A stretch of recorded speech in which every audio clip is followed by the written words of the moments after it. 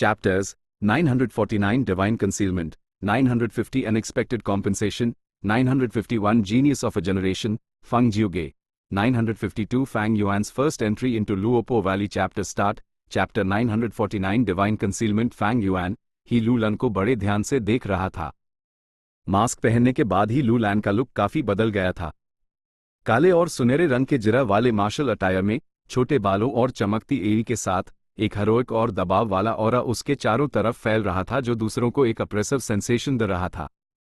वो अचानक से बिल्कुल वैसी ही दिख रही थी जैसी फेरी ब्लैक मून की अपीयरेंस फैंग युआन ने सेंट्रल कॉन्टिनेंट के रिकॉर्ड्स में अपनी पिछली जिंदगी में देखी थी। एटीट्यूड गु मेरी एड़ी पर नहीं बल्कि मेरे दिमाग पर असर कर रहा है। अभी मैं जिस इंसान को देख रहा हूं वो अभी भी एटीट्यूड गु पहने हुए ही लू लैन हाई है, लेकिन मेरा दिमाग यूज एक अलग इंसान के रूप में परसीव कर रहा है। ये हद से ज्यादा बड़ा कोइंसिडेंस है। लगता है ही लू लैन हाई फेरी ब्लैक मून है, इसमें कोई शक नहीं। फैंग युआन को इस बात का पूरा यकीन हो गया था और वो अपनी पिछली जिंदगी के छुपे हुए राज समझ गया था। उसकी पिछली जिंदगी में ही लू लैन इंपीरियल कोर्ट कॉन्टेस्ट की विनर बनी थी। हिस्ट्री के हिसाब से वो एक जालिम थी और बाद में उसका कत्ल कर दिया गया था, लेकिन असल में वो मारी नहीं थी। उसने सेंट्रल कॉन्टिनेंट के स्पिरिट एफिनिटी हाउस को ज्वाइन कर लिया था और स्पिरिट एफिनिटी हाउस की अगली जनरेशन की फेरी बन गई थी। और बाद में वो नॉर्दर्न प्लेन्स वापस आई, सेंट्रल कॉन्टिनेंट के गु इमॉर्टल्स को लीड करते हुए 88 ट्रू यांग बिल्डिंग को तबाह कर दिया और नॉर्दर्न प्लेन्स के गु इमॉर्टल वर्ल्ड के स्पिरिचुअल पिलर को तोड़ दिया। अगर ऐसी बात थी तो हे लू लैन स्पिरिट एफिनिटी हाउस के कांटेक्ट में कैसे आ पाई? फैंग युआन ने तुरंत मो याओ की विल के बारे में सोचा। हे लू लैन इंपीरियल कोर्ट कॉन्टेस्ट में जीती, इंपीरियल कोर्ट ब्लेस्ड लैंड में दाखिल हुई और मो याओ की विल हासिल की, और मो याओ की विल के असर में उसने स्पिरिट एफिनिटी हाउस ज्वाइन कर लिया। मो याओ की विल का कितना बड़ा असर था इसके बारे में फैंग युआन शो नहीं था। उसके अनादर की आवाज कह रही थी कि यही अंदाजा उसकी पिछली जिंदगी की हिस्ट्री का सच होना चाहिए। बस इतना था कि इस जिंदगी में फैंग युआन के इंटरफेरेंस की वजह से पूरी सिचुएशन गड़बड़ा गई थी। मो याओ की विल ने फैंग युआन पर असर डाला और लगभग उस मार ही डाला था। तो जब मैं नॉर्दर्न प्लेन्स में था तभी मैंने सेंट्रल कॉन्टिनेंट के फ्यूचर पर एक बहुत बड़ा असर डाल दिया था। सच में बटरफ्लाई इफेक्ट इमेजिनेशन से परे है। लेकिन अब ही लू लैन अभी भी नॉर्दर्न प्लेन्स में है। अगर ऐसा है तो स्पिरिट एफिनिटी हाउस अगली जनरेशन की फेरी किसे अपॉइंट करेगा? क्या वो फंग जिन हुआंग होगी? फैंग युआन के ख्याल इधर उधर भटकने लगे। यूज लगा कि क्योंकि ही लू लैन अब इस सीन में नहीं थी, फंग जिन हुआंग हाई अगली जनरेशन की फेरी की पोजीशन इनहेरिट करने के लिए सबसे लाइकली कैंडिडेट थी। चाओ लियान यून, तुम स्पिरिट एफिनिटी हाउस की अगली जनरेशन की फेरी बांध सकती हो, बस जब तक तुम इस इनहेरिटेंस को सफलता से हासिल कर लेती हो। थीविंग हेवन इनहेरिटेंस के एंट्रेंस के सामने खड़े होकर स्पिरिट एफिनिटी हाउस के एक विजडम पाथ गु इमॉर्टल जू हाओ ने चाओ लियान यो से कहा। चाओ लियान यो ने उस बड़े से रोशनी के एंट्रेंस को एक डिटर्मिन्ड एक्सप्रेशन के साथ देखा। मुझे अगली जनरेशन की फेरी बनने की कोई परवाह नहीं है, मैं तो बस जल्द से जल्द भाई मा होंगयो को बचाना चाहती हूँ। अलूसरी फेरी ली जून यंग जू हाओ के पास खड़ी थी। ये सुनकर उसके चेहरे पर हल्की सी मुस्कान आ गई। उसने हल्के से चाओ लियान यो के गाल को सहलाया, एक मोहक मुस्कान के साथ बोली, प्यारी छोटी बहन, ये एक थीविंग हेवन इनहेरिटेंस है। जब तक तुम इसे सफलता से इनहेरिट कर लेती हो तुम्हारे पास अपने लवर को बचाने की पावर आने के चांसेस बहुत ज्यादा होंगे। चाओ लियान यून शर्मा गई, लेकिन उसकी यूं होश में और शांत थी। वो एक अदरवर्ल्डली डेमन थी, एक ट्रांसमाइग्रेटर। उस धोखा देना इतना आसान नहीं था। चाओ लियान यू ने पूछने पर जोर दिया, मैं सिर्फ एक मॉर्टल हूं, क्या ये इनहेरिटेंस मुझे तुरंत असेंड करके एक गु इमॉर्टल बना देगा? फीमेल गु इमॉर्टल ली जून यंग के पास इसका कोई जवाब नहीं था। असल में उस भी इनहेरिटेंस के स्पेसिफिक कंटेंट्स के बारे में नहीं पता था। उसने मेल गु इमॉर्टल जू हाओ की तरफ देखा, फिर आगे बोली, भले ही तुम तुरंत एक गु इमॉर्टल ना बन सको, थीविंग हेवन की इनहेरिटेंस हासिल करके तुम स्पिरिट एफिनिटी हाउस की अगली जनरेशन की फेरी की पोजीशन के लिए सबसे स्ट्रॉन्ग कंपेटिटर बन जाओगी। इस पोजीशन को कम मत समझो। जब तक तुम सफल हो जाती हो तुम सेक्ट की ताकत उधार लेकर अपने लवर को बचा सकती हो। हमारा spirit affinity house central continent के 10 महान पुराने सेक्ट्स में से एक है। सिर्फ हमारे जैसी super forces high old ancestor जू हू से टक्कर लड़ सकती हैं और तुम्हारे भाई मा होंगयो को बचा सकती हैं। मैं समझ गई। चाओ लियान यो ने सर हिलाया और आगे कुछ नहीं कहा।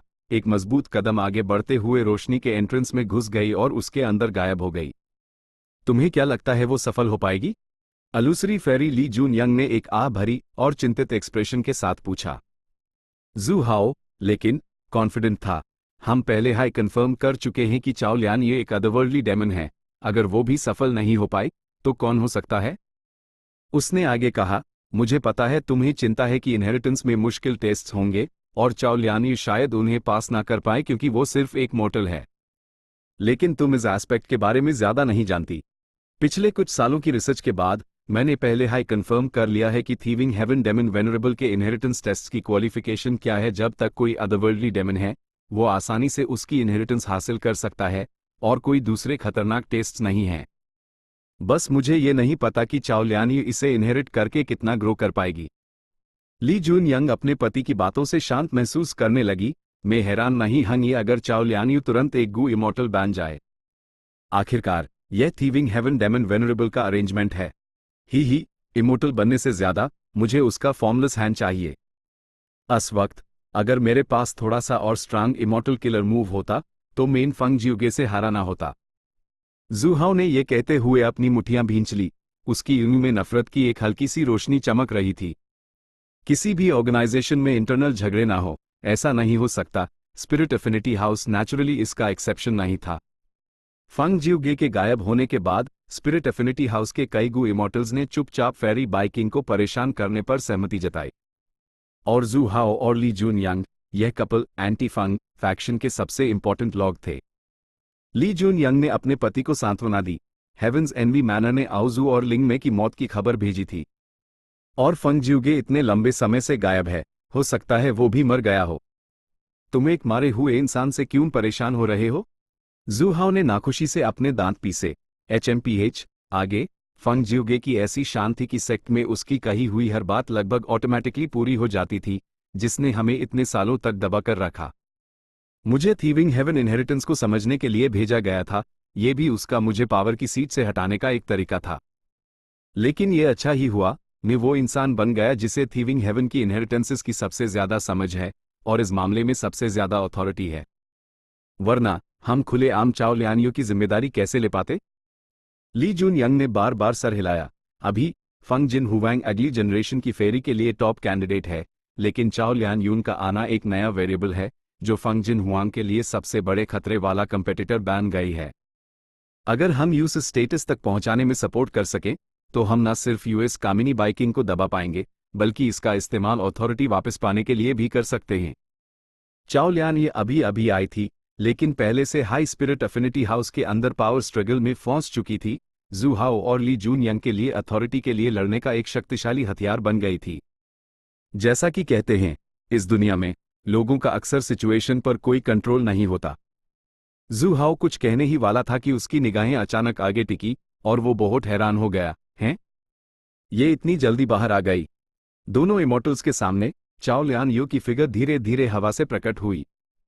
जू हाओ ने जल्दी से पूछा, थीविंग हेवन इनहेरिटेंस गायब हो गई है, इसका मतलब वो सफल हो गई? क्या ये सच में इतना सिंपल था? भले ही उसने गहरी रिसर्च की थी और मेंटली प्रिपेयर था, वो इस वक्त एक जलन भरी फीलिंग से बच नहीं पाया। ली जून यंग पहले हाई चाओ लियान यून का स्वागत करने के लिए आगे बढ़ चुकी थी। चाओ लियान यून इनहेरिटेंस स्पेस से बाहर थी और इस वक्त थोड़ी क्लूलेस और चकराई हुई लग रही थी। कैसा रहा?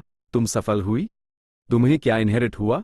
जोश में आकर ली जून यंग ने चाओ लियान यू के छोटे नाजुक कंधे को पकड़ लिया और उस जोर से झंझोड़ दिया। चाओ लियान यून दर्द से चिहुक पड़ी। मैं भी आश्वस्त नहीं हूं। मैं जैसे ही अंदर गई, एक चकाचौंध रोशनी थी, फिर एक विल प्रकट हुई। उसने मुझे rank 9 immortal killer move divine concealment accept करने के लिए कहा। Divine concealment? ये टर्म सुनकर जू हाओ और ली जून यंग की आंख फटी की फटी रह गई। जब उन्होंने एक दूसरे को देखा, दोनों ने एक दूसरे की आंख में आश्चर्य देखा। चाओ लियान यून लेकिन निराश थी। उसने चिंता से पूछा, मैं गू इमॉर्टल नहीं बनी और मुझ में कोई बदलाव भी नहीं आया, क्या मैं अब भी भाई मां होंगयू को बचा सकती हूं? जू हाओ इस पल में रिएक्ट किया और दिल खोलकर हंसने लगा। मजबूती से जवाब दिया, बिल्कुल। मैंने सोचा नहीं था कि इस इनहेरिटेंस का असली कंटेंट ये होगा। डिवाइन कंसीलमेंट इनहेरिट कर पाना एक बहुत बड़ी किस्मत है। Rank 9 immortal killer move divine concealment Li Jun Yang ने भी अनजाने में एक सांस ली। पुराने समय में जब थीविंग हेवन डेमन वेनरेबल ने थेफ्ट पाथ बनाया था, उसने दुनिया के खजाने चुराए थे और कोई भी उसके मूव्स को फोरकास्ट या डिड्यूस नहीं कर पाता था। ऐसा क्यों था? ऐसा रूमर था कि यह थीविंग हेवन डेमन वेनरेबल के पास डू डिफेंसिव किलर मूव्स की वजह से था। एक था डिवाइन कंसीलमेंट, दूसरा था ghostly concealment. Chao Lian Yu की एट बड़ी हो गई। Divine concealment, ghostly concealment? Li Jun Yang ने सर हिलाया। हाँ, डिवाइन कंसीलमेंट ऐसा करता है कि कोई भी थॉट्स, विल्स या इमोशंस तुम्हारी स्टेट या ओरिजिन्स को डिड्यूस नहीं कर सकते। तुम जानती हो इसका क्या मतलब है? दुनिया के लगभग सभी विजडम पाथ गु इमोर्टल्स के जांच और डिड्यूस करने के तरीके इन 3 एस्पेक्ट्स से आते हैं: थॉट, विल और इमोशन। और डिवाइन कंसीलमेंट के साथ तुम लगभग सभी विजडम पाथ गु इमोर्टल्स के डिडक्शन से इम्यून हो। Rank 9 divine concealment. सिर्फ एक रैंक 9 विजडम पाथ गु इमोर्टल हाई तुम्हारे बारे में डिडक्शंस करने में सफल होने का चांस रखता है। जू हाओ ने आगे कहा, यह असल में इसका सबसे आश्चर्यजनक एस्पेक्ट अभी भी नहीं है। तुम शायद विश्वास भी ना करो जब मैं ये कहूं, लेकिन सबसे आश्चर्यजनक चीज यह है कि डिवाइन कंसीलमेंट गु मास्टर्स को हेवनली ट्रिब्यूलेशंस और अर्थली कैलामिटी से इम्यून बना सकता है। ली जून यंग का एक्सप्रेशन जैसे ख्वाबों में खो गया था, जबकि चाओ लियान ये अभी भी ना समझ लग रही थी। जू हाओ हंसने से खुद को रोक नहीं पाया। उसने रियलाइज किया कि चाओ लियान ये सिर्फ एक मोर्टल थी और गु इमोर्टल नहीं, इसलिए इसका सिग्निफिकेंस समझ नहीं आ रहा था। उसने सब्र से समझाया, हेवंस विल एक तरह की विल है। तुम्हारे पास डिवाइन कंसीलमेंट है, क्योंकि हेवंस विल तुम्हें प्रोब नहीं कर सकती, वो तुम पर कैलामिटीज और ट्रिब्यूलेशंस नहीं भेजे सकती। तुम पहले हाई हेवंस विल के डिक्टेशन से बच चुकी हो। जब तुम बाद में इमोर्टल बनोगी, तुम कोई भी हेवनली ट्रिब्यूलेशन या अर्थली कैलामिटी अट्रैक्ट नहीं करोगी। थीविंग हेवन डेमन वेनरेबल के डिवाइन कंसीलमेंट बनाने के बाद अस पर कोई कैलामिटीज और ट्रिब्यूलेशंस नहीं आए। लेकिन इसके अपने डिसएडवांटेजेस भी हैं। कैलामिटीज और ट्रिब्यूलेशंस पूरी तरह से बुरे नहीं होते, वो एक गु इमोर्टल के डाउ मार्क्स की संख्या बढ़ाने का एक बड़ा तरीका है। फ्यूचर में भले ही तुम्हें कैलामिटीज और ट्रिब्यूलेशंस का सामना ना करना पड़े और तुम बेमिसाल रूप से सेफ रहोगी, तुम कैलामिटीज और ट्रिब्यूलेशंस के जरिए अपने डाउ मार्क्स की क्वांटिटी नहीं बढ़ा पाओगी और तुम्हारी एकम्प्लिशमेंट्स लिमिटेड हो जाएंगी। जब तक कि तुम्हारे पास अपनी कल्टीवेशन को सपोर्ट करने के लिए थीविंग हेवन डेमन वेनरेबल के दूसरे तरीके ना हो। हिस्ट्री के रिकॉर्ड्स में थीविंग हेवन डेमन वेनरेबल डाउ मार्क्स तक चुरा सकता था। चाओ लियान यू की उलझन में घूम रही थी जब उसने पूछा, डिवाइन कंसीलमेंट इतना पावरफुल है, तो गोस्टली कंसीलमेंट के बारे में क्या? जू हाओ, जो कॉन्फिडेंस के साथ बात कर रहा था, उसके पास इसका कोई जवाब नहीं था, और ली जून यंग ने भी धीरे से अपना सर हिला दिया। डिवाइन कंसीलमेंट, गोस्टली कंसीलमेंट, पहले वाला सबको पता है, लेकिन दूसरा बहुत हाई मिस्टीरियस है।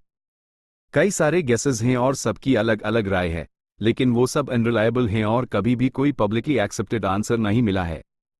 जू हाओ ने जवाब दिया। ली जून यंग ने धीमी आवाज में कहा, लेकिन क्योंकि दोनों बराबर के फेमस हैं, वो भी जरूर एक्स्ट्रोर्डिनरी होगा। चाओ लियान यू ने पल के झपकाए, उसकी आवाज में आश्चर्य था। डिवाइन कंसीलमेंट इनहेरिट करने के अलावा मुझे एक क्लू भी मिला है। एक और थीविंग हेवन इनहेरिटेंस लुओपो वैली में छुपी हुई है, और वो इनहेरिटेंस गोस्टली कंसीलमेंट के बारे में है। क्या? एक दूसरा थीविंग हेवन इनहेरिटेंस? और वो लुओपो वैली में छुपा हुआ है? जू हाओ और ली जून यंग हैरान और खुशद, उन्होंने चमकती आंखों से एक दूसरे को देखा। Chapter 950 unexpected compensation. जू हाओ और ली जून यंग बहुत टेस्ट थे। चाओ लियान यू की इन्फॉर्मेशन बहुत इंपॉर्टेंट थी। जू हाओ और ली जून यंग ने थीविंग हेवन इनहेरिटेंस के बजाय तुरंत फंग जियोगे के बारे में सोचा। सेंट्रल कॉन्टिनेंट गु इमोर्टल्स जो वापस लौटे द उनकी इन्फॉर्मेशन के साथ मिलाकर उन्हें लगभग यकीन हो गया था, फंग जियोगे के गायब होने की वजह यह थी कि वो थीविंग हेवन इनहेरिटेंस के अंदर फंस गया था। थीविंग हेवन इनहेरिटेंस का इस्तेमाल दुश्मन ने फंग जियोगे को फंसाने के लिए किया होगा। जू हाओ एक विजडम पाथ गु इमोर्टल था, उसने ये डिड्यूस करने के बाद कहा। तो अब हमें क्या करना चाहिए? ली जून यंग की बातों ने उन्हें खामोशी में डुबो दिया। चाओ लियान ये इधर उधर देख रही थी, उसने कुछ नहीं कहा।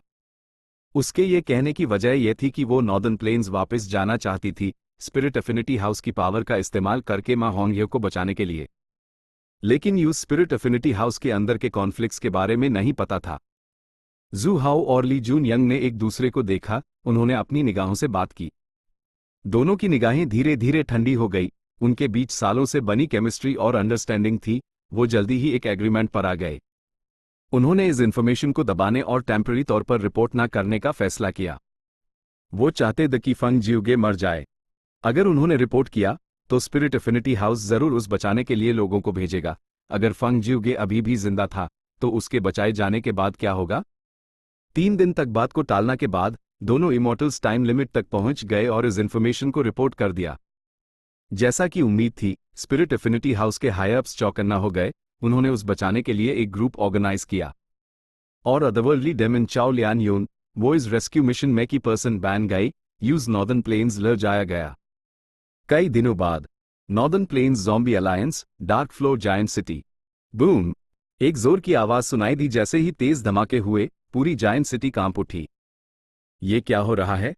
क्या हो रहा है? क्या कोई डार्क फ्लोर जायंट सिटी पर अटैक कर रहा है? डार्क फ्लोर जायंट सिटी में लोग जमीन पर गिर गए थे। डर से चीखने की आवाजें सुनाई दे रही थी। डार्क फ्लोर जायंट सिटी बहुत बड़ी थी। इसमें कुल 7 लेयर्स थी। नीचे की 5 लेयर्स मॉर्टल गू मास्टर्स के रहने की जगह थी और बहुत भीड़ भाड़ वाली और शोर शराबे वाली थी। एक लेयर ऊपर वो लोग रहते थे जिनका इमॉर्टल ज़ॉम्बीज से कुछ कनेक्शन था। सबसे ऊपर की लेयर सिर्फ इमॉर्टल्स के लिए रिजर्व थी। इस वक्त डार्क फ्लोर जायंट सिटी की सबसे ऊपर की लेयर पर एक घना धुआं आसमान में उठ रहा था। कैंस। फैंग युआन धुएं में सना हुआ सीक्रेट रूम से बाहर आया। वो लगातार खांस रहा था। स्टार थॉट इमॉर्टल गू को रिफाइन करते वक्त वो फिर से फेल हो गया। जब से उन्होंने नया अलायंस एग्रीमेंट बनाया था, फैंग युआन अपनी ब्लेस्ड लैंड वापस नहीं गया था। वो डार्क फ्लोर जायंट सिटी आया था और नॉर्दर्न प्लेन्स ज़ॉम्बी अलायंस का रिफाइनमेंट पाथ गू फॉर्मेशन इस्तेमाल कर रहा था। वो रिफाइनमेंट पाथ गू इमॉर्टल नहीं था। वो खुद इस लेवल का रिफाइनमेंट पाथ गू फॉर्मेशन सेटअप नहीं कर सकता था। फैंग युआन ने फिर से स्टार थॉट इमॉर्टल गू रिफाइन करने की कोशिश की। ब्लेजिंग हेवन डीमनेस ने यूज एग्रीमेंट के अनुसार गू रिफाइनमेंट के लिए बहुत सारे इमॉर्टल मटेरियल्स फंड किए थे। इस बार इमॉर्टल मटेरियल्स के साथ कोई छेड़छाड़ नहीं की गई थी। फैंग युआन को रिफाइनमेंट के दौरान आसानी हुई, लेकिन आखिरी कुछ स्टेप्स में गू रिफाइनमेंट फेल हो गया और एक तेज धमाका हुआ। न सिर्फ पूरा रिफाइनमेंट पाथ गू फॉर्मेशन टुकड़े टुकड़े हो गया, धमाके ने सीक्रेट रूम को भी तबाह कर दिया, जिससे डार्क फ्लोर जायंट सिटी के सभी गू इमॉर्टल्स अलर्ट हो गए। यहां तक कि नीचे की लेयर्स के मॉर्टल्स ने भी इसे महसूस किया। आखिरी कुछ स्टेप्स में डाउ मार्क्स में एक यूनिक बदलाव होता है जिसे कंट्रोल नहीं किया जा सकता। डाउ मार्क्स का इंटरेक्शन सिर्फ एक कंडीशन में हाई स्टेबल होगा, वो है स्टार थॉट इमॉर्टल गू का सफल रिफाइनमेंट। यह स्टेप पूरी तरह से किस्मत पर डिपेंड करता है। फैंग युआन ने अंदर ही अंदर आह भरी। इंसान सभी जीवों में सबसे श्रेष्ठ है। गू स्वर्ग और पृथ्वी का सार हैं। सभी जीवित प्राणी, इंसानों सहित, डाउ मार्क्स को सीधे मैनिपुलेट नहीं कर सकते। चाहे वो गू मास्टर्स हो, डेसोलेट बीस्ट्स हो, डेसोलेट प्लांट्स हो, भले ही उनके अंदर डाउ मार्क्स हों, वो उनका इस्तेमाल सिर्फ गू वॉर्म्स के जरिए हाई कर सकते थे। इसलिए जब गू इमॉर्टल्स गू रिफाइन करते हैं तो वो सीधे डाउ मार्क्स को मैनिपुलेट नहीं कर सकते। वो डाउ मार्क्स में होने वाले तेज बदलावों को कंट्रोल नहीं कर सकते। एक मोटा कंपैरिजन करें तो एक रैंक 6 इमॉर्टल गू रिफाइन करना गोल्फ खेलने जैसा था। गू इमॉर्टल की सारी तैयारियां ये सुनिश्चित करने के लिए होती हैं कि गोल्फ बॉल उनके प्लान किए गए पथ के अनुसार ही चले। लेकिन जिस लंबे पथ पर बॉल को ट्रैवल करना होता है वो 100 से ज्यादा होल्स से भरा होता है। सिर्फ जब गोल्फ बॉल पाथ के एंड में सही होल में गिरती है तभी गू रिफाइनमेंट सफल होता है। गू इमॉर्टल्स सिर्फ ये सुनिश्चित कर सकते थे कि गोल्फ बॉल रूट के पहले आधे हिस्से में उनकी इच्छा के अनुसार चलेगी, दूसरे आधे हिस्से तक जमीन उबड़ खाबड़ और गड्ढों से भरी होती थी। गू इमॉर्टल्स बॉल के मूवमेंट को कंट्रोल नहीं कर पाते थे। इसलिए बॉल सही होल में जा पाएगी या नहीं, ये किस्मत पर डिपेंड करता था। भले हाई ब्लेजिंग हेवन डीमनेस ने अब इमॉर्टल मटेरियल्स के साथ छेड़छाड़ करना बैंड कर दिया है, उसकी फंडिंग बिना कीमत के नहीं है। मुझे आखिरकार उस वापस चुकाना होगा। इमॉर्टल गू रिफाइन करना बहुत ही मुश्किल है, सक्सेस रेट बहुत कम है। शायद मेन लैंग या लैंड स्पिरिट से मदद मांग सकता हूं, उसके पास जरूर एक स्ट्रॉन्ग रिफाइनमेंट पाथ इमॉर्टल गू होगा, या इमॉर्टल गू को सफलता से रिफाइन करने का रेट बढ़ाने के लिए कोई स्पेशल रिफाइनमेंट मेथड होगा।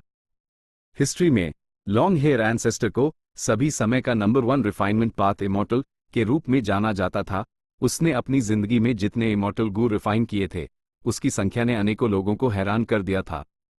भले हाई लॉन्ग हेयर एंसेस्टर मर चुका था, उसकी लैंड स्पिरिट जिंदा थी और लंग या ब्लेस्ड लैंड अभी भी आबाद थी।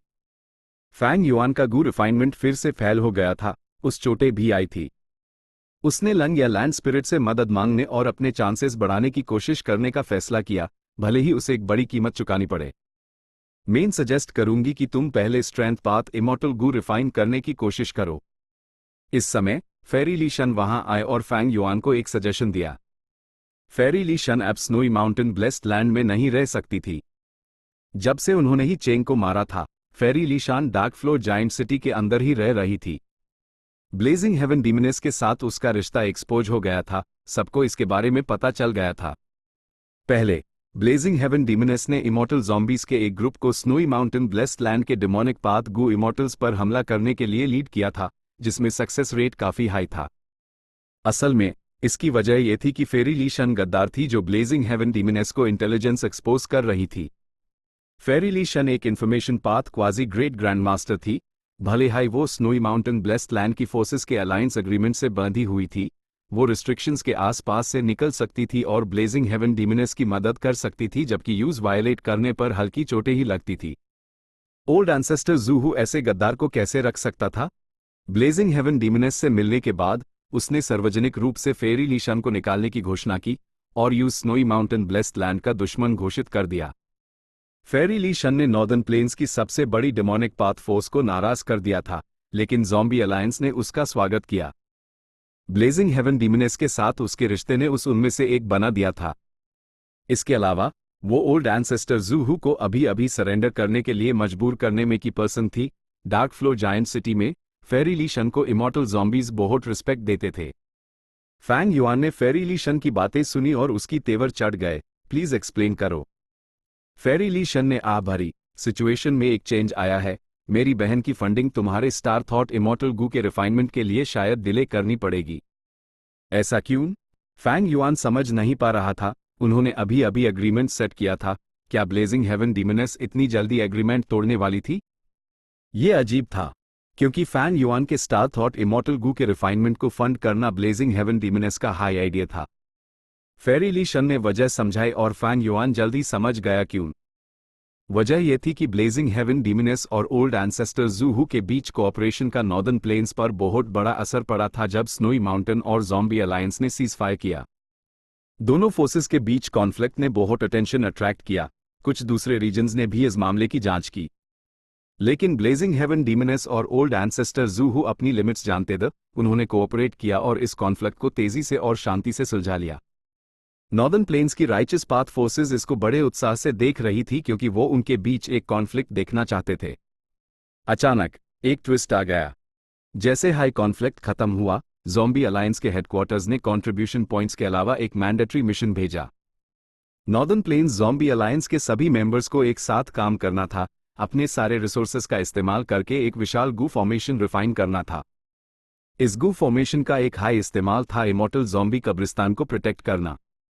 अगर ओल्ड एंसेस्टर ज़ूहू जैसे बॉडी चुराने की सिचुएशन फिर से हुई, तो गू फॉर्मेशन एक्टिवेट हो जाएगा और यूएस जगह को डिफेंड करेगा। अगर वो डिफेंड नहीं कर पाया, तो गू फॉर्मेशन की power in immortal zombie bodies को नॉर्दर्न प्लेन्स से बाहर टेलीपोर्ट कर देगी। अभी ज़ॉम्बी अलायंस एक बहुत बड़ा सुम लगा रही है।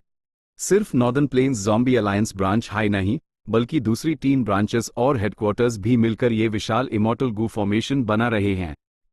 सिर्फ यहां पर ही हम 13 इमॉर्टल गू और अनेकों सप्लीमेंट्री इमॉर्टल गू इस्तेमाल कर रहे हैं। ज्यादातर इमॉर्टल गू हेडक्वार्टर्स से यहां भेजे गए हैं, लेकिन हमें भी कुछ रिफाइन करने हैं।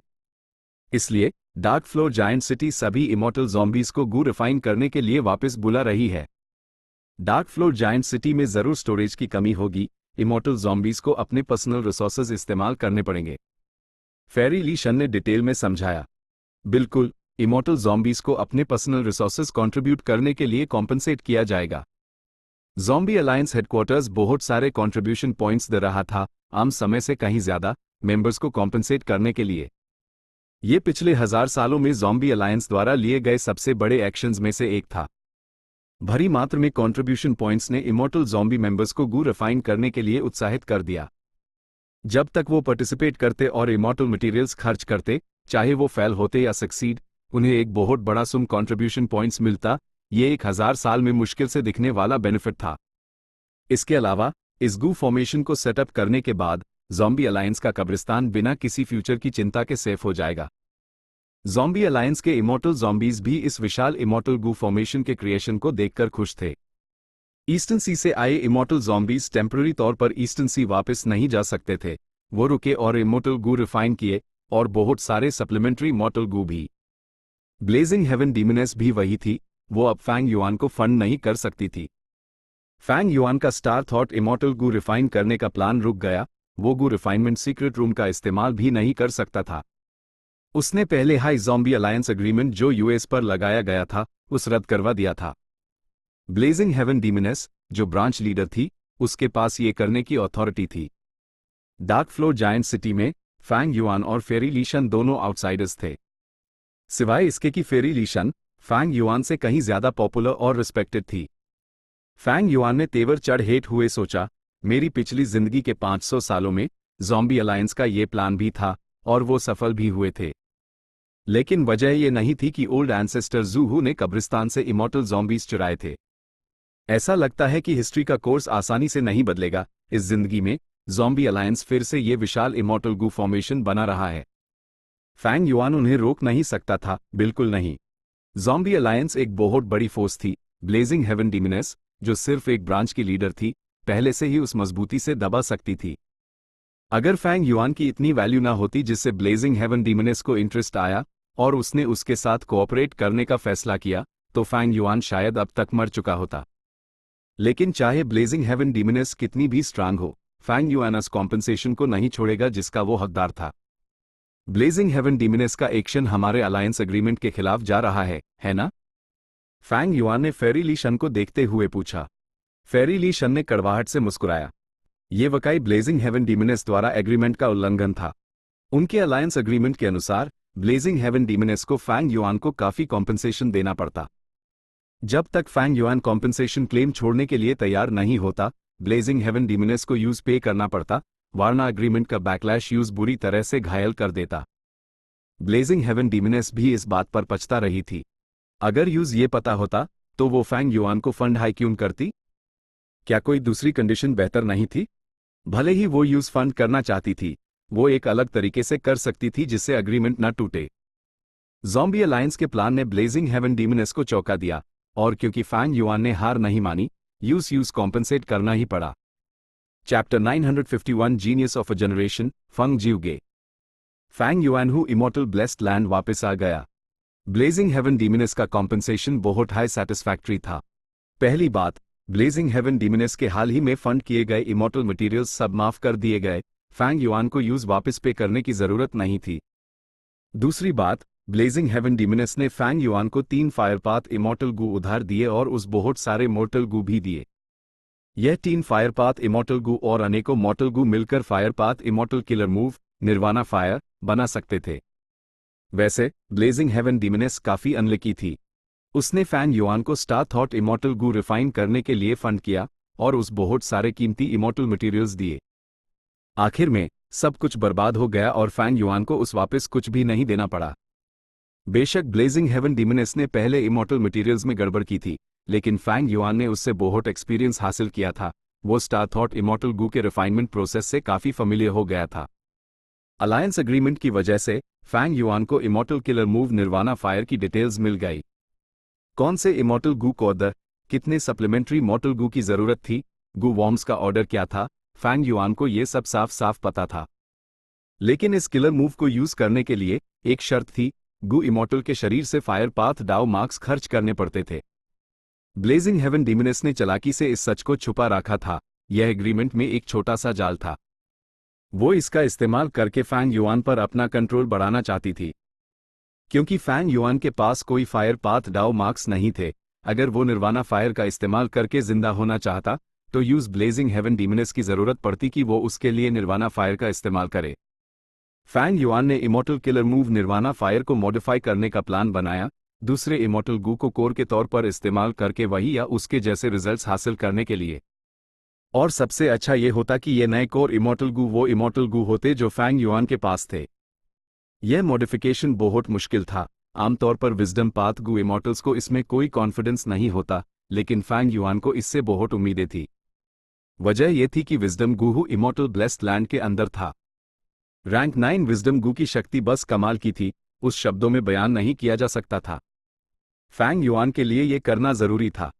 Life and death immortal aperture revival method use जिंदा तो कर सकता था, लेकिन यह हर इमॉर्टल एपर्चर पर सिर्फ एक बार ही इस्तेमाल किया जा सकता था। जिंदा होने के बाद वो विजडम गू का इस्तेमाल नहीं कर पाता। अगर फैंग युआन निर्वाणा फायर को मॉडिफाई कर पाता और एक इमॉर्टल ज़ॉम्बी और एक जिंदा इंसान के बीच आसानी से बदल पाता, तो विजडम गू यूज ऐसे अनइमेजिनेबल तरीकों से मदद करता रहता। ब्लेजिंग हेवन डीमनेस के पास ऐप फंड्स की कमी है, उस अपने रिसोर्सेस खर्च करके इमॉर्टल गू रिफाइन करना है और ज़ॉम्बी अलायंस का मैंडेटरी मिशन पूरा करना है। इसलिए यूज ये टीम फायर पाथ इमॉर्टल गू उधार देने पड़े। अगर ये सिचुएशन ना होती तो मेरे मांगने पर भी वो उन्हें इतनी आसानी से उधार नहीं देती। इन टीम फायर पाथ इमॉर्टल गू के साथ मेरा मॉडिफिकेशन और डिडक्शन बहुत आसान हो जाएगा। फैंग युआन इस बात से बहुत खुश था। ज़ॉम्बी अलायंस के गू फॉर्मेशन प्लान ने अनजाने में उस फायदा पहुंचाया था। आने वाले दिनों में फैंग युआन विजडम की रोशनी में नहाता रहा। उसने अपनी पूरी एनर्जी से डिड्यूस किया, अपना ध्यान किलर मूव निर्वाणा फायर को मॉडिफाई करने पर कंसंट्रेट किया। वैसे उसने पहले ही काफी स्ट्रेंथ पाथ इमॉर्टल ज़ॉम्बीज इकट्ठे कर लिए थे और काफी एक्सर्ट स्ट्रेंथ गू रिफाइन कर लिए थे। उसके पास 61 साल की लाइफ वाला गू भी था। उसके पास तीनों चीजें थी। वो अभी life and death immortal aperture revival method activate करके एक जिंदा गू इमॉर्टल बन सकता था और एक हाई ग्रेड ब्लेस्ड लैंड हासिल कर सकता था। लेकिन निर्वाणा फायर हासिल करने के बाद फैंग युआन ऐप सिर्फ इससे संतुष्ट नहीं था। बेशक ब्लेजिंग हेवन डीमनेस के इंटरफेरेंस की वजह से फैंग युआन को ही लूलन के खिलाफ प्लॉट करने और एक सुपर ग्रेट ब्लेस्ड लैंड हासिल करने से रोका गया, लेकिन इस मौके की वजह से यूज निर्वाणा फायर मिल गया और अगर उसने इसका अच्छा इस्तेमाल किया तो वो विजडम गू का इस्तेमाल जारी रख पाएगा। अपने फायदे और नुकसान का हिसाब लगाकर फैंग युआन शो नहीं था कि उस कुल मिलाकर फायदा हुआ या नुकसान। जब Fang Yuan immortal killer move को मॉडिफाई कर रहा था, तब तक चाओ लियान यून लुओपो वैली में कदम रख चुकी थी। वो फंग जिउगे को बचाने की चाबी थी। स्पिरिट अफिनिटी हाउस की रेस्क्यू टीम के तौर पर उसके साथ सिर्फ एक इंसान आया था, प्रिंस फंग जियान। उसकी रैंक 8 कल्टिवेशन किसी भी चैलेंज का सामना कर सकती थी। ऊपर से वो एक नॉर्दर्न प्लेन्स का राइचस पाथ गू इमॉर्टल था और एक सुपर फोर्स गोंग ट्राइब का एक्सटर्नल सुप्रीम एल्डर था। उसके अंदर हुवैंग जिन ब्लड लाइन नहीं थी और क्योंकि उसके गोंग ट्राइब से कुछ झगड़े थे, वो काफी सालों से बाहर रह रहा था। सच्चाई ये थी कि वो स्पिरिट एफिनिटी हाउस का डिसाइपल था। सेंट्रल कॉन्टिनेंट की फोर्स ने यूज नॉर्दर्न प्लेन्स में उनके हाईएस्ट लेवल स्पाई के तौर पर भेजने के लिए बहुत मेहनत और कीमत चुकाई थी। उसका टास्क 88 ट्रू यांग बिल्डिंग से जुदा हुआ था। आमतौर पर प्रिंस फंग जियान को आसानी से इस्तेमाल नहीं किया जा सकता था। अगर कोई भी सुराग एक्सपोज हो जाता तो प्रिंस फंग जियान का सीक्रेट स्टेटस, जो सैकड़ों सालों से छुपा हुआ था, बर्बाद हो जाता। लेकिन ऐप फंग जिउगे की वजह से बात अलग थी। वो स्पिरिट अफिनिटी हाउस का चेहरा था। अभी वो पहले ही बाकी सेंट्रल कॉन्टिनेंट को दबा सकता था। अगर वो रैंक 8 पर एडवांस हो गया तो अपने टैलेंट और एबिलिटी के साथ समय के साथ वो रैंक 8 के बीच भी एक एक्सपर्ट होगा। उसका अस्तित्व और ज्यादा फायदे का मतलब था। उसकी जिंदगी और मौत सेंट्रल कॉन्टिनेंट के 10 महान पुराने सेक्स के बीच बैलेंस को बिगाड़ सकती थी और यहां तक कि पूरे सेंट्रल कॉन्टिनेंट गू इमॉर्टल वर्ल्ड की सिचुएशन को बदल सकती थी। इसलिए स्पिरिट अफिनिटी हाउस ने छुपे हुए एजेंट प्रिंस फंग जियान को इस्तेमाल करने का रिस्क लिया ताकि उस जल्द से जल्द बचाने की कोशिश की जा सके। प्रिंस फंग जियान और चाओ लियान यून, एक मोर्टल और एक इमोर्टल, लुओपो वैली में आगे बढ़े। लॉर्ड, मैं एक सवाल पूछना चाहती हूँ। अगर मेन लॉर्ड फंग जिउगे को बचा सकती हूँ तो क्या मेन स्पिरिट अफिनिटी हाउस की अगली जनरेशन की फेरी बैन पाऊंगी? सफर करते हुए चाओ लियान यो ने पूछा। प्रिंस फंग जियान ने एक मस्क पहना हुआ था। उसकी फिगर धुंधली थी, वो कोहरे में लिप्त हुआ था, उसका असली चेहरा छुपा हुआ था। उसने मुस्कुराते हुए धीरे से कहा, स्पिरिट अफिनिटी हाउस की अगली जनरेशन की फेरी बनना इतना आसान नहीं है। लेकिन अगर तुम फंग जिउगे को बचा सकती हो तो ये लगभग गारंटीड हो जाएगा कि तुम सफल हो। मैंने सुना है कि उसकी बेटी फंग जिन हुवैंग इस टाइटल के लिए टॉप कंपेटिटर है। अगर तुम उसके पिता की जिंदगी की रक्षक बन जाती हो तो वो जरूर इस कॉन्टेस्ट से पीछे हट जाएगी। तो ये बात है। चाओ लियान यू की ईढ़ में उम्मीद की रोशनी चमक उठी। बेशक उसके अंदर एक एडल्ट की सोल थी। स्पिरिट अफिनिटी हाउस जाने के बाद वो बहुत कोऑपरेटिव थी। उसने कुछ नहीं छुपाया और आज्ञाकारी रही, क्योंकि वो समझ चुकी थी कि वो किस दुनिया में है। बिना ताकत के, तुम कितने भी होशियार क्यों ना हो, तुम घास के एक ढीले तिनके की तरह हो। जैसे ही हवा चली, तुम उठ जाओगे और खतरे में पड़ जाओगे। वो समझ गई थी कि यूज मा होंग्यो को बचाने के लिए स्पिरिट एफिनिटी हाउस पर डिपेंड करना पड़ेगा। लेकिन स्पिरिट एफिनिटी हाउस से स्नोई माउंटेन पर हमला करवाना अनरियलिस्टिक था। चाओ लियान यू ने स्पिरिट एफिनिटी हाउस के नियम समझ लिए थे। सभी जनरेशंस की फेरीज को सेक्ट द्वारा पूरी तरह से पाला पोसा जाता था। स्पिरिट एफिनिटी हाउस की लंबी हिस्ट्री में ये सभी फेरीज गु इमॉर्टल्स बन चुकी थी।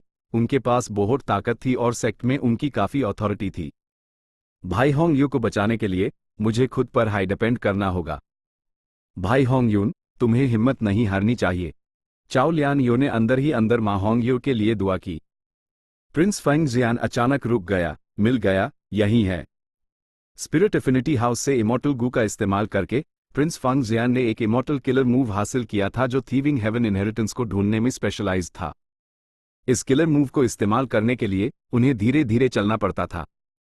प्रिंस फेंग जियान चाओ लियान यू को लेकर 2 घंटे से ज्यादा चला, तब जाकर उन्हें विशाल लुओपो वैली में थीविंग हेवन इनहेरिटेंस मिली।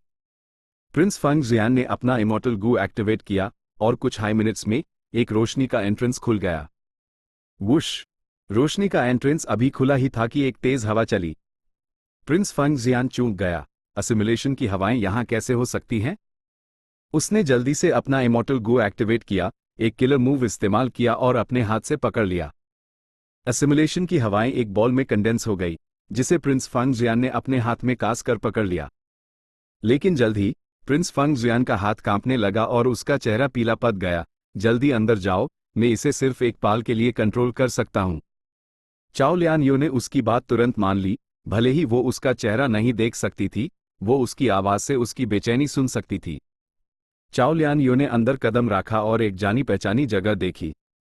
पिछले इनहेरिटेंस स्पेस की तरह ये जगह खाली थी। यहां पर सिर्फ सिमुलेशन की हवाओं के दर्जन भर से ज्यादा टॉर्नेडोज दी, जो स्पेस में धीरे धीरे ऊंचे स्तंभों की तरह घूम रहे थे। चाओ लियान यून का दिल जोरों से धड़क रहा था। बेशक वो नहीं जानती थी कि सिमुलेशन की हवाएं क्या थी, लेकिन प्रिंस फेंग जियान के एक्शन से वो जानती थी कि वो बहुत शक्तिशाली थे। तुम आखिरकार आ ही गई, जल्दी मेरे पास आओ। एक आवाज उसके कानों में आई। चाओ लियान ये चूक गई। उसने एक कदम पीछे लिया। तुम कौन हो? मेन फेंग जियोगे हूं, जल्दी करो, अभी यहां आओ। आवाज बहुत कमजोर थी, ऐसा लग रहा था जैसे कोई मरता हुआ बूढ़ा आदमी अपनी आखिरी सांस ले रहा हो। चाओ लियान हिचकिचाए। वो सुन सकती थी कि आवाज असिमुलेशन की हवाओं के एक टॉर्नेडो के अंदर से आ रही थी। चाओ लियान यू ने यह भी रियलाइज किया कि सारे टॉर्नेडोज सबसे बीच वाले टॉर्नेडो की तरफ इकट्ठे हो रहे थे। वो धीरे धीरे चल रहे थे, जैसे शेरों का एक झुंड अपने शिकार पर नजर रखे हुए हो। चिंता मत करो, तुम एक अदरवर्ल्डली डेमन हो। तुम्हें थीविंग हेवन की विल की स्वीकृति मिली है। असिमुलेशन की हवाएं तुम्हारे लिए बेअसर हैं। फेंग जियोगे रुका और फिर मुश्किल से बोला, क्या तुम मुझे बचाने नहीं आई थी? अगर मैं यहां रहा तो तुम इस थीविंग हेवन इनहेरिटेंस को इनहेरिट नहीं कर पाओगी। चाओ लियान यू ने अपने सूखे होठ चाटे। वो जानती थी कि उस अभी एक फैसला लेना होगा। समय किसी का इंतजार नहीं करता। चाओ लियान यू ने ध्यान से असिमुलेशन की हवाओं के एक टॉर्नेडो के पास जाकर देखा। टॉर्नेडो की शक्ति बहुत कॉन्सेंट्रेटेड थी। चाओ लियान यू को उसके पास होने पर सिर्फ हल्की हवा महसूस हुई।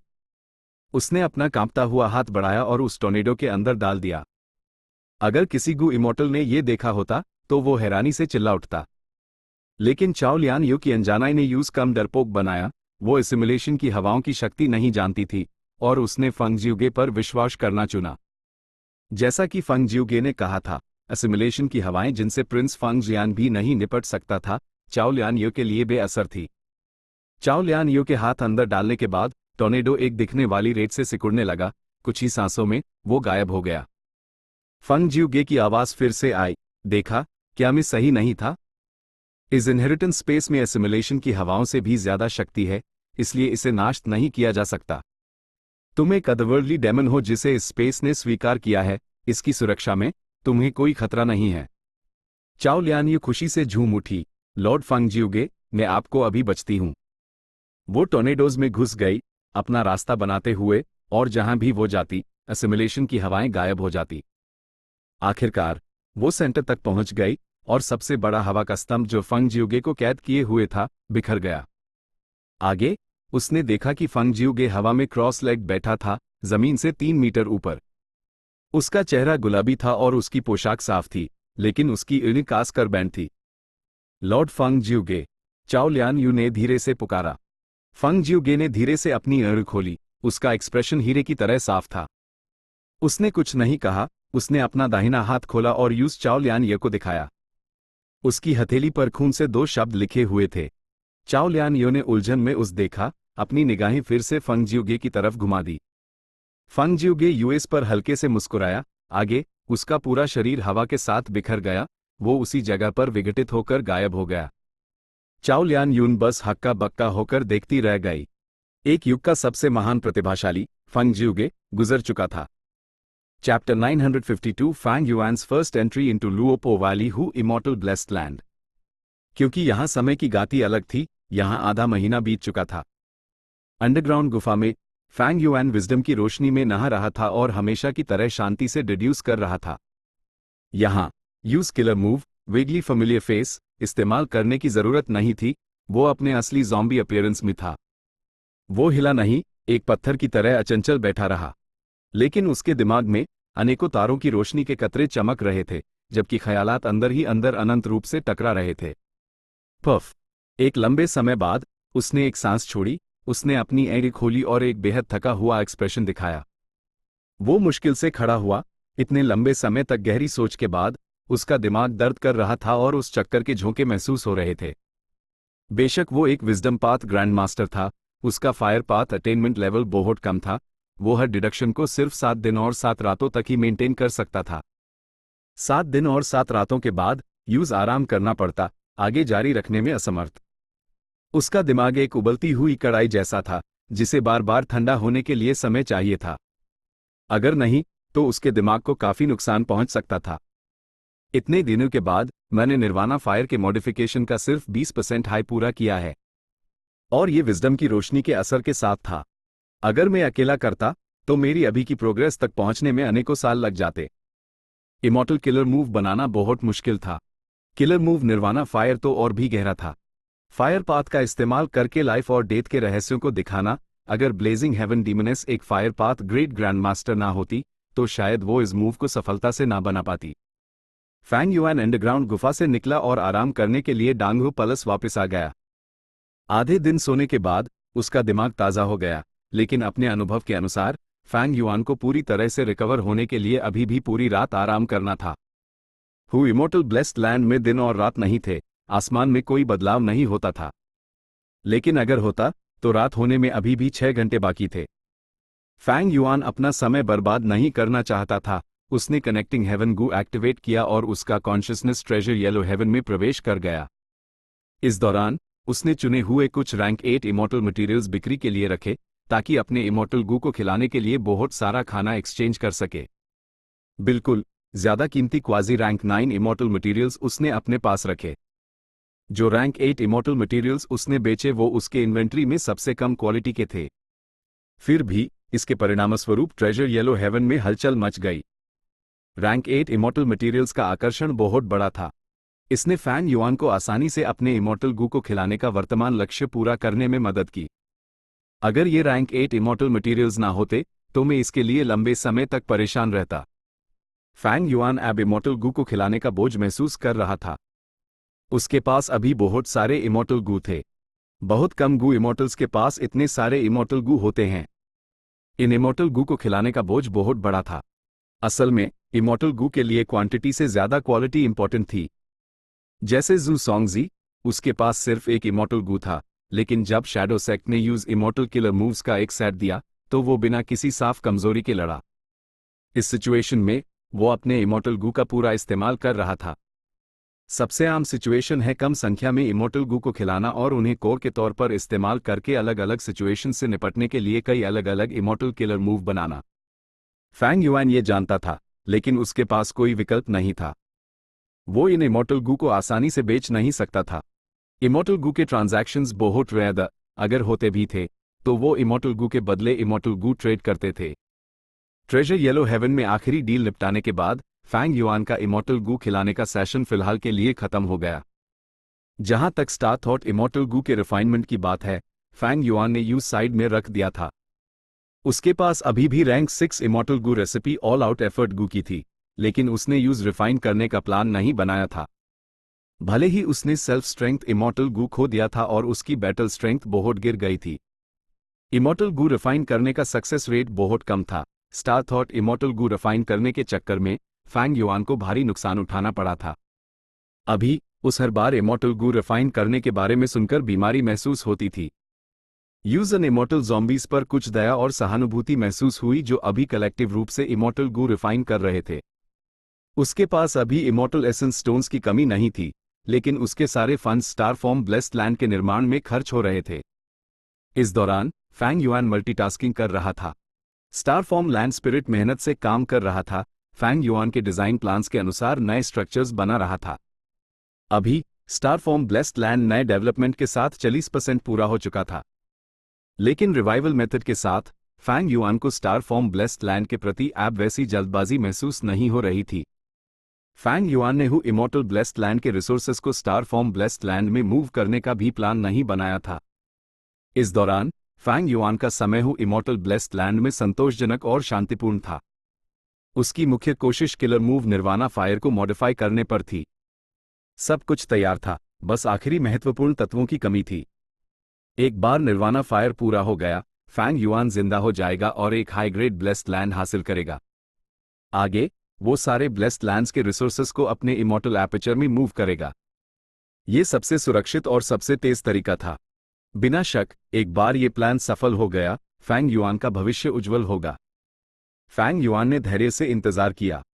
वो बेचैन नहीं था, भले ही वो इस लक्ष्य को लंबे समय से ढूंढ रहा था।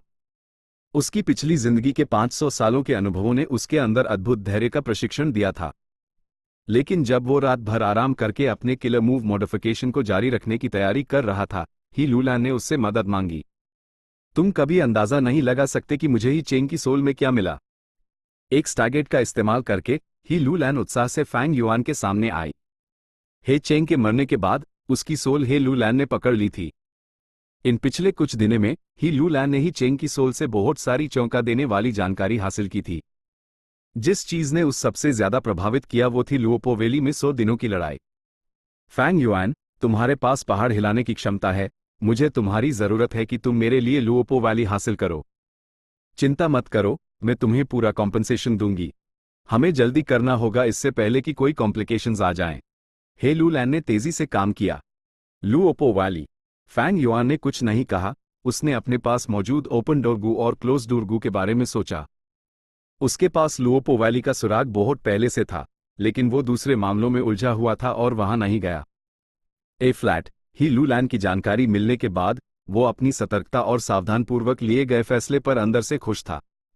लुओपो वैली बहुत पहले से शैडो सेक्ट के कंट्रोल में था, ये उनका बेस था। अगर फैंग युआन अचानक वहां जाता बिना पर्याप्त शक्ति के, तो वो आसानी से दूसरी पार्टी द्वारा पकड़ा जाता। भले ही वो अपनी जान जोखिम में डालकर संघर्ष करता, उसके दुश्मन बहुत शक्तिशाली होते, बचने की उम्मीद बहुत कम होती। लेकिन अब एक मौका है। हे लूलैन की ईग तेजी से चमकी। फैंग युआन ने सर हिलाया, सहमति जताते हुए। शैडो सेक्ट फेल हो गया और लुओपो वैली अब सेंट्रल कॉन्टिनेंट के गू इमॉर्टल्स के कंट्रोल में है। लेकिन वो आखिरकार एक दूसरे रीजन से हैं, वो लंबे समय तक नहीं रुक सकते। हमें बस कुछ जानकारी लीक करनी है ताकि वो भागने पर मजबूर हो जाएं। हे लूलन और फैंग युआन नहीं जानते थे कि सेंट्रल कॉन्टिनेंट के गू इमॉर्टल्स पहले हाई नॉर्दर्न प्लेन्स छोड़ चुके थे, सेंट्रल कॉन्टिनेंट वापस लौट चुके थे। फैंग युआन हमेशा से जानकारी इकट्ठा करने में कमजोर रहा था। नॉर्दर्न प्लेन्स के मामले में वो फेरिलीशन पर निर्भर था। सेंट्रल कॉन्टिनेंट के मामले में इमॉर्टल क्रेन सेक्ट यूज कभी ऐसे राज नहीं बताता। ये लोगों का ग्रुप 88 ट्रू यांग बिल्डिंग के गिरने के पीछे के दोषी की जांच करने की कोशिश कर रहा होगा, वो हमारे पीछे हैं। लेकिन किसी वजह से उनकी जांच शैडो सेक्ट तक पहुंच गई। हे लूलैन हंसी। फैंग युआन ने सोचा, इसके मुकबल मेन blazing glory lightning brilliance immortal zombie के बारे में ज्यादा चिंतित हूं। वो शैडो सेक्ट का मेंबर है, यूज ज़ॉम्बी अलायंस ने क्यों बचाया? जब मिस्टीरियस गू इमॉर्टल ने अपनी पहचान एक 10 एक्सट्रीम इमॉर्टल ज़ॉम्बी के रूप में उजागर की, ही चेंग भी वहां था, इसलिए ये कीमती जानकारी लीक हो गई। साई, बहुत सारे सीक्रेटिव गू इमॉर्टल्स और गू मास्टर फोर्सेस हैं। ज़ॉम्बी अलायंस का स्ट्रक्चर ढीला ढाला है, कई मेंबर्स की अपनी फोर्सेस हैं, ये कोई अजीब बात नहीं है ना? हे लूलैन ने लापरवाही से कहा। शैडो सेक्ट को कम नहीं आंका जा सकता। फैंग युआन का एक्सप्रेशन गंभीर था। शैडो सेक्ट के मेंबर्स बलिदान से नहीं डरते, इस मिस्टीरियस फोर्स की एकता बहुत ज्यादा है। ये पहली बार नहीं था जब फैंग युआन ने शैडो सेक्ट के बारे में सुना था। सदर्न बॉर्डर में उसने इसके बारे में चू जियू से सुना था। फैंग युआन ये भी जानता था कि door of life and death shadow sect के ब्लेस्ड लैंड के अंदर थी, लेकिन उसने इसके बारे में कोई प्लान नहीं बनाया। वजह यह थी कि उसकी शक्ति बहुत कम थी और कोई अच्छा मौका नहीं था। एक ब्लेस्ड लैंड पर हमला करना और ध्यान न खींचना बहुत मुश्किल था। शैडो सेक्ट मिस्टीरियस था और साउदर्न बॉर्डर और नॉर्दर्न प्लेन्स तक फैला हुआ था, उनसे उलझना ठीक नहीं था। ठीक है, बहुत हुआ। लुओपो वैली ठीक हमारे सामने है। मैं तुम्हें और मेरी आंस को इसे एक्सप्लोर करने के लिए इनवाइट कर रही हूं। हम फायदे को अपने अलायंस एग्रीमेंट के अनुसार बांट लेंगे, हे लूलैन ने बेचैनी से कहा। फैंग युआन समझ गया कि वो जल्दी में क्यों थी। ये वाकई एक बेहद दुर्लभ अवसर था। फैंग युआन भी उत्साहित था। उसके पास अभी भी ओपन डोर गू और क्लोज डोर गू द। वो जानना चाहता था कि क्या ये डू गू वॉर्म्स यूज लुओपो वैली में कोई अलग ट्रीटमेंट दे सकते हैं। लेकिन जाने से पहले कुछ बातें कहनी जरूरी थी। तुम लुओपो वैली को पूरी तरह से लेना चाहती हो, मैं इससे सहमत नहीं हूं, फैंग युआन ने मजबूती से कहा। हे लूलैन ने गुस्से से भरी इल्म से घूरा, उसकी निगाहें एक बेरहम रोशनी से चमकी। तुम्हारा क्या मतलब है? लुओपो वैली की इंफॉर्मेशन मैंने ढूंढी है। फैंग युआन हंसा, उसने लुओपो वैली की लोकेशन बता दी। हे लूलैन चौंक गई, वो फैंग युआन को बहुत शक से देख रही थी। उसने पहले कुछ जानकारी रोक ली थी, उसने फैंग युआन को यह महत्वपूर्ण जानकारी नहीं बताई थी। फैंग युआन ने ओपन डोर गू और क्लोज डोर गू निकाले। जैसे ही लूलैन ने उन्हें एटीट्यूड गू दिखाया था, क्योंकि इन गू वॉर्म्स का इस्तेमाल वैसे भी होना था और उन्हें छुपाया नहीं जा सकता था, उसने खुलेआम इसे समझाया। हे लूलैन ने नाक सिकोड़ी, फैंग युआन को तिरस्कार से देखते हुए। मेरी इन्फॉर्मेशन के बिना क्या तुम जाने की हिम्मत करते? जब तक तुम जाने के लिए तैयार होते, मौका हाथ से निकल चुका होता। फैंग युआन मुस्कुराया। इतना एजिटेटेड मत हो, मैं बस कह रहा हूं कि तुम्हारी इन्फॉर्मेशन यूटीएनआई इंपॉर्टेंट नहीं है जितना तुम सोचती हो। लेकिन ही लूलैन ने बहुत एजिटेटेड एक्ट किया। आगे उनके बीच एक तीखी बहस हुई। दोनों तरफ के लोग जोर से सांस ले रहे थे और उनके चेहरों पर थकान साफ दिख रही थी। उनके गो इमॉर्टल्स होने के अंदाज को नजरअंदाज कर दिया गया था, लेकिन वो एक समझौता पर आ गए। लुओपो वैली का मालिकाना हक बांट दिया गया। ब्लेजिंग हेवन डीमिनेस 50% लेगी, फेरी लीशन 20%, जबकि ही लूलन और फैंग युआन 10% लेंगे। हे लूलैन बहुत चालाक थी, उसने अपनी डुआंस का इस्तेमाल करके फैंग युआन को हार मानने पर मजबूर कर दिया। 10% मालिकाना हक शायद कम हो, लेकिन इसने फैंग युआन का मकसद पूरा कर दिया। यूज इस्तेमाल करने का अधिकार चाहिए था। फैंग युआन ने कभी लुओपो वैली को अपने लिए लेने का नहीं सोचा था। आखिरकार ही लूलन के पीछे ब्लेजिंग हेवन डीमिनेस थी। हालांकि ब्लेजिंग हेवन डीमिनेस गू रिफाइन करने में बिजी थी और एक रैंक 8 होने के नाते उसका हर कदम बहुत ध्यान खींचता। उसने उन्हें ट्रांसमिट किया, क्योंकि फैंग युआन के पास वैसे BHI फिक्स्ड इमॉर्टल ट्रैवल था। अगर वो किसी खतरे में होते तो वो उन्हें बचा सकती थी। आखिर में सिर्फ फैंग युआन, फेरी लीशन और ही लूलन गए। ओह नहीं, कुछ लोग लुओपो वैली में घुस गए हैं। हुई फंगजी, जो बाहर एंट्रेंस की निगरानी करते हुए छुपा हुआ था, उसने फैंग युआन और दूसरों को देखा और तुरंत रिपोर्ट किया। जल्द ही प्रिंस फंग जियान को इसकी खबर मिल गई। Chapter and.